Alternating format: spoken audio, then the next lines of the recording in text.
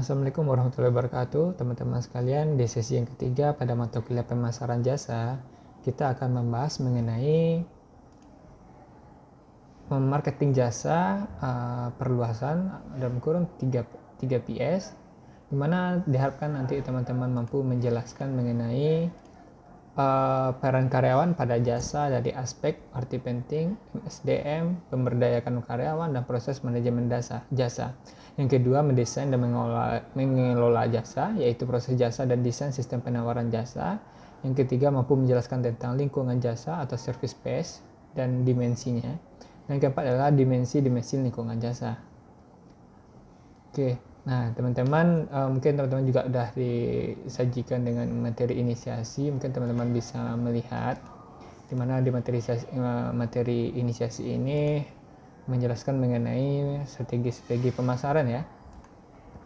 Karena memang pemasaran dalam sebuah perusahaan itu sangat penting, karena apalagi bagi perusahaan baru ya teman-teman. Karena apabila dia perusahaan yang baru, tentunya apa yang dia tawarkan, perusahaan yang tawarkan itu belum diketahui oleh masyarakat atau oleh konsumen ya, sehingga perlunya pemasaran agar masyarakat itu menjadi tahu dan berminat untuk melakukan pembelian. Jadi itulah tujuan penting dari pemasaran ya, untuk memberitahu kepada masyarakat bahwa kita ada sebuah produk yang bagus dan tersedia untuk dikonsumsi oleh masyarakat. Oke. Di materi ini juga dapat teman-teman lihat bahwa strategi pemasaran itu dipengaruhi oleh lingkungan ya teman-teman. Nah, lingkungan itu terbagi dua ya. Terbagi dua, lingkungan internal dan lingkungan eksternal.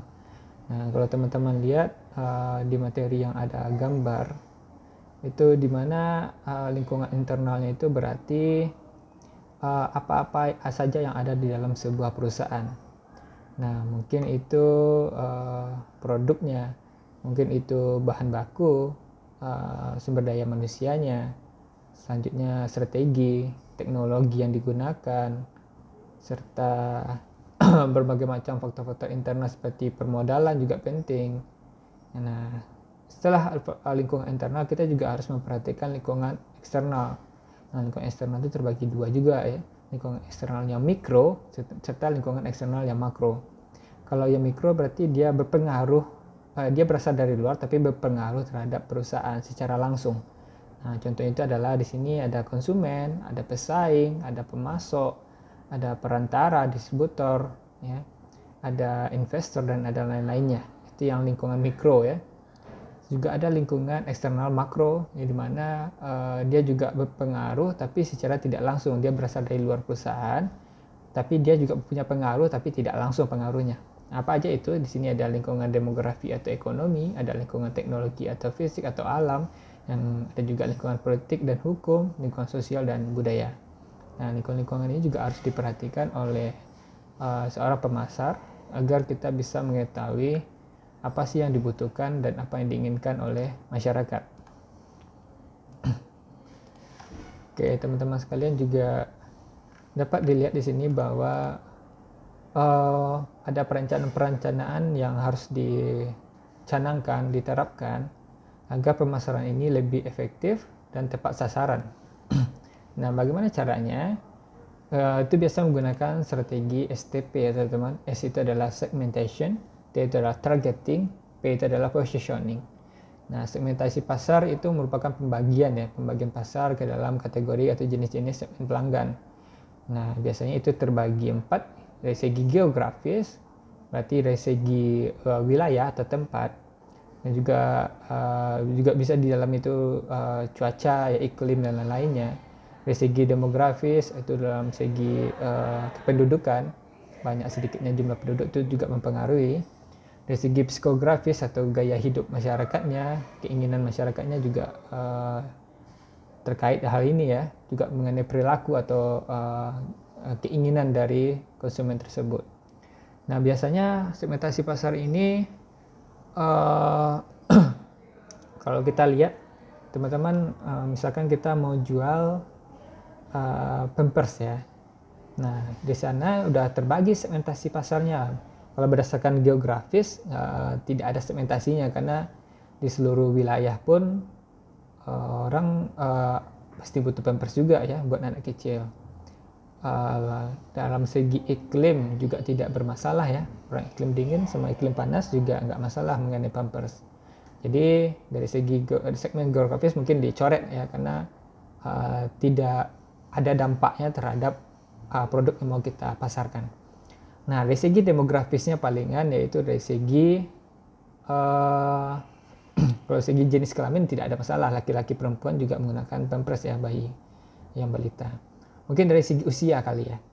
Nah, usia bagi pengguna pampers kan itu terbagi ya teman-teman, segmentasinya terbagi. Nah, ada yang segmentasinya usia dari 5 tahun ke bawah, atau yang kita sebut dengan balita, itu pasti menggunakan pampers, sedangkan 5 tahun ke atas itu tidak menggunakan pampers. Nah, sekarang juga ada kan pampers yang digunakan untuk para lansia yang usianya 70 tahun ke atas gitu. Juga ada disediakan pampers khusus orang tua. Jadi dari segi demografis ada segmentasinya. Nah, dari hal yang usianya. Oke. Dari psikografisnya, gaya hidupnya mungkin pampers ini ada berbagai macam jenis ya. Satu pampers itu seperti Meris ya. Meris itu ada beberapa jenisnya, ada yang Meris yang premium yang harganya mahal, ada juga yang Meris yang harganya itu lebih murah gitu. Nah, dari segi psikografis juga bisa dilihat, mungkin mereka yang mahal mereka untuk menjangkau konsumen-konsumen yang bisa dibilang dalam kondisi keuangan yang kuat dan sehat ya. Dan juga begitu juga sebaliknya ya, Meris yang dengan harga murah itu biasanya untuk segmentasi masyarakat menengah ke bawah gitu. Oke, selanjutnya setelah kita segmentasikan tadi, tentunya kita harus memilih ya, dari segmentasi yang ada itu kita fokusnya kemana. Nah, seperti Meris kan fokusnya cuma ke usia yang 5 tahun ke bawah. Mereka tidak menyediakan pampers yang untuk orang-orang lanjut usia. Nah, itu namanya targeting, ditentukan, dipilih dari segmen yang tadi itu di mana kita fokusnya. Oke, selanjutnya posisi produk lagi. Nah, kita posisikan ya, agar kita bisa bertahan dalam sebuah persaingan, kita harus lihat posisi perusahaan kita dengan pesaing ya. Apakah pesaing sudah ada sebelumnya yang menjual produk yang sama, dan bagaimana caranya kita bisa menyaingi dan merebut konsumen-konsumen yang biasanya sudah menggunakan produk-produk dari pesaing kita. Nah, kita harus bisa menggunakan strategi-strategi lainnya juga untuk dalam hal posisi produk ini. Oke. Nah, mungkin kayaknya itu aja ya teman-teman. Nanti kalau ada pertanyaan lebih lanjut boleh ditanyakan, boleh dijawab. Terlebih terkurang saya mohon maaf ya. Terima kasih. Assalamualaikum warahmatullahi wabarakatuh.